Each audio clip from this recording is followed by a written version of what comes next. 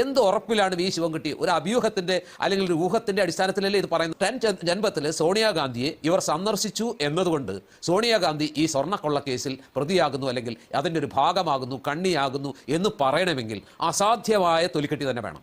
അതല്ല ഉദ്ദേശം. കാരണം എന്താ? കാരണം അങ്ങനെയാണെങ്കിൽ ഈ ഇതേ ഉണ്ണികൃഷ്ണൻ പോറ്റി പലതവണ അന്നത്തെ ദേവസ്വം മന്ത്രിയായിരുന്ന കടകംപള്ളി സുരേന്ദ്രനുമായിട്ട് കണ്ടിട്ടുണ്ട്. കടകംപള്ളി സുരേന്ദ്രൻ അദ്ദേഹത്തിന്റെ വീട്ടിൽ പലവട്ടം സന്ദർശനം നടത്തിയിട്ടുണ്ട്. അടൂർ പ്രകാശൻ സന്ദർശനം നടത്തിയിട്ടുണ്ട്.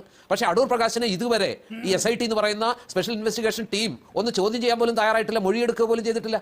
നേരെ മറിച്ച് കടകംപള്ളിയുടെ മൊഴി എത്ര തവണ എടുത്തു? സത്യമാണെങ്കിലും എനിക്ക് അംഗീകരിച്ചു കൊടുക്കാൻ പറ്റുമോ? മാത്രമല്ല സോണിയാഗാന്ധി 10 ജൻപതിൽ വലിയ സെക്യൂരിറ്റി ഉണ്ട്. ശരി, സാധാരണഗതിയിൽ എളുപ്പത്തിൽ അവിടെ കോൺഗ്രസ് നേതാക്കൾക്ക് പോലും അത്ര അനായാസം അവർ ആഗ്രഹിക്കുന്നില്ലെങ്കിൽ അനുമതി കിട്ടില്ല. ഇതൊക്കെ നമുക്കറിയാം.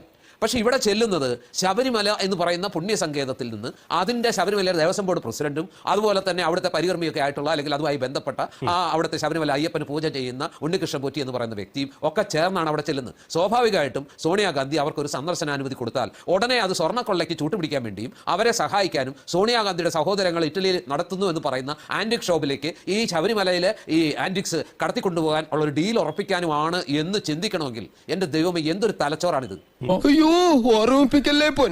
സോണിയാഗാന്ധിക്ക് ആ സമയത്ത് എന്ത് അധികാരമുള്ളത്?